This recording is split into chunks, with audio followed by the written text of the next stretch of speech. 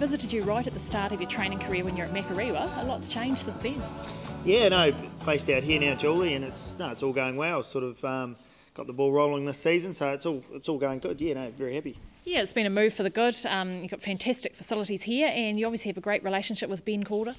Yeah, no, absolutely. Ben and Karen have been absolutely brilliant for me, and no, they've been instrumental in kicking me off down here. So no, I can't thank them enough, and no, they've been absolutely awesome. Now, you've got a lot more horses around you too than when we last saw you. Obviously, you know, you're getting the results, and that's enticing new owners into the stable. Yeah, well, that's sort of been the way it's sort of worked. But yeah, no, we're starting to build the numbers up. It's about between sort of 16, 17, around that number here at the moment. So no, it is ticking along quite good. So hopefully the results keep coming.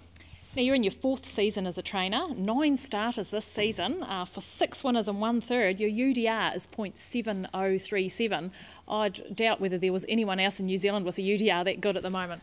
Yeah, well, yeah, I don't know. It's just sort of the way it's worked, Julie. I'll be flat keeping that up all season. But no, have had a good start to the season, and I just, yeah, long may it continue, really. Now, of course, you've trained 25 winners in total over those 4 seasons. 18 of them are trotters. You know, you obviously were always going to have the affinity with the trotters.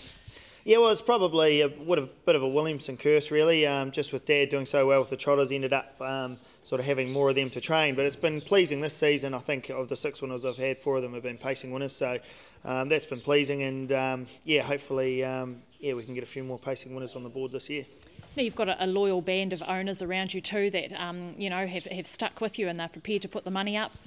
Yeah, absolutely. You know, everyone needs good owners, and I've had you know, a loyal band of owners for the last few seasons since I've been training. To mention a few, obviously Artie, Shirley, he's been instrumental, and also I've had Neville Cleaver. He's been one of my main owners, and is continuing his support through the stable. So they've been great, and also perhaps Craig Rapley. He's been another one from in the North Island. He's sent me a few, but there's so many I can't mention them all. But no, I've got a good group of owners, and I'm wrapped really.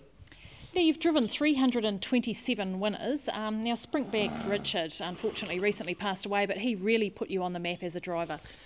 Yeah, no, he did really. He was probably he was the second Group 1 winner I had, but he was the one who sort of really kick-started it and kept it going. You know, I drove Jasmine's Gift to win a big race before that, but yeah, she retired, and then he sort of followed on, and it just kept everything rolling. And no, what he did for my career is everything really. I owe everything to him. You know. Now, I know your family and you in particular have taken a real knock from his death, but how are his owners, the Smiths, how are they coping? Because he was such a lovely horse to them. Yeah, no, you know, it's hit everyone pretty hard, but Alistair and Denise have been fantastic owners right the way through with him, and you know, they're very upset, but you know, I suppose they've always got the memories of him, and no, they've been absolutely awesome owners, and we couldn't have wished for better owners for, you know, a top racehorse like him. Yes, he'll always be remembered. Now, look, Nathan, there's wonderful training facilities here. Just tell us about, you know, the track and whatnot here. It obviously fits your needs quite well.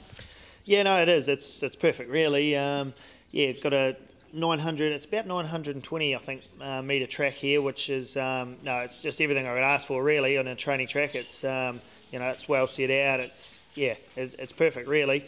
And I've got also the use of the bungee pool, which is yeah, it's a big asset to horses that perhaps have wee niggles or sorenesses. So yeah, I've got them too, and yeah, most of the horses do most of the work on the track. But no, that bungee pool is you know, another form of training, which is you know, a good asset to have. And you've got plenty of boxes, so you know, you can keep them all undercover if you have to. Yeah, exactly. There's the odd few that are trained in the paddock at the moment, but they could come undercover. We've got plenty of room for them. It's just mainly due to a few with or tying up issues and different issues. But no, most of them come in here undercover, and they love it. It's, you know, 2 nice warm barns, and yeah, can sort of keep them out of them cold, wet days. Now, look, I just want to touch on your staff, because it seems to be a very smooth running operation. Just tell me about the staff and what their roles are. Yeah, well, I have 2 staff here as far as my employment. Jess Horden, she's the stable 4 girl, if you like. She's yeah, she's been here, based here, probably the last 3 or 4 months. She started off when Rory went for his stint in Australia. So yeah, she was on here full time, and she still is, and she's enjoying it by all accounts. So that's good.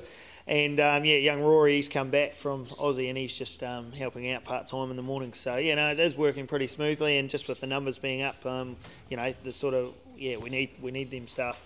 Yeah, now of course you've got, I think Watty is it on the boxes, and you've got plenty of helpers for all those other tasks. Yeah, absolutely. They're, yeah, Ben has got well, the farm manager we call him. He manages the farm and looks after everything, and of course with Ben's mares and things, yeah, there's always plenty of jobs for him to do. So he's, yeah, he's busy. He comes and helps me here in the morning, and yeah, in the afternoons he goes away and does his other jobs. So it all works in real well, and yeah, there's plenty of other wee helpers that help out along the way as well. I just want to touch on some of the current ones in the stable. The horse behind you, very nice looking horse with a white blaze, Rocky Road, 3-year-old Better's Delight gelding, owned by Neville Cleaver. You've got big reps on this one. Yeah, oh, he goes quite nice, Julie. Well, he has done so far at the workouts and things. So, yeah, perhaps looking to qualify him in the coming weeks and seeing where he gets to. But, yeah, no, he is a nice horse, and I think as the season goes on, he'll just develop better and better, you know. And he was a yearling sales purchase?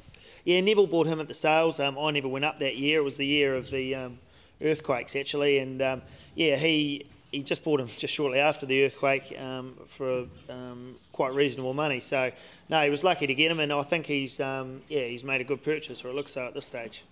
Right, now Sunrise Delight, trotter of course very well bred, and Neville Cleaver's involved in that ownership as well. Full sister to Sunwatch, Flying Hardwick, Musgrove, half to Carnley, Aliana. There's a bit of breeding there. Yeah, no, she's very well bred, Julie. Yeah, there was a bit of pressure on to make sure she performed when she come here. So, no, she's done a really good job. She's had a few issues throughout her career, as far as she's probably only had the 7 starts and you know, a couple of seasons of racing. But no, she is a mare with talent, and her next start will be on October the 14th, I think it is, at Winton for the Mile Day. That's where she's going to kick off again for the season. Okay, of course, yeah, last start winner at Addington in July. Now, you must have had offers for her, but obviously she's a broodmare. Yeah, well, Neville wants to, Neville and Kevin, he's part owner as well, they want to maintain her for a broodmare. So, yeah, she's very valuable as that, and yeah, I think her foals will be worth an awful lot of money. So they're wanting to do that, and yeah, which is good, I suppose. We can continue her racing out of the stable, and hopefully, yeah, she can get some good results this season. You see, I've been through the desert on a horse with no name. It felt good to be out of the rain. In the desert, you can't remember your name, 'cause there ain't no one for to give you no pain.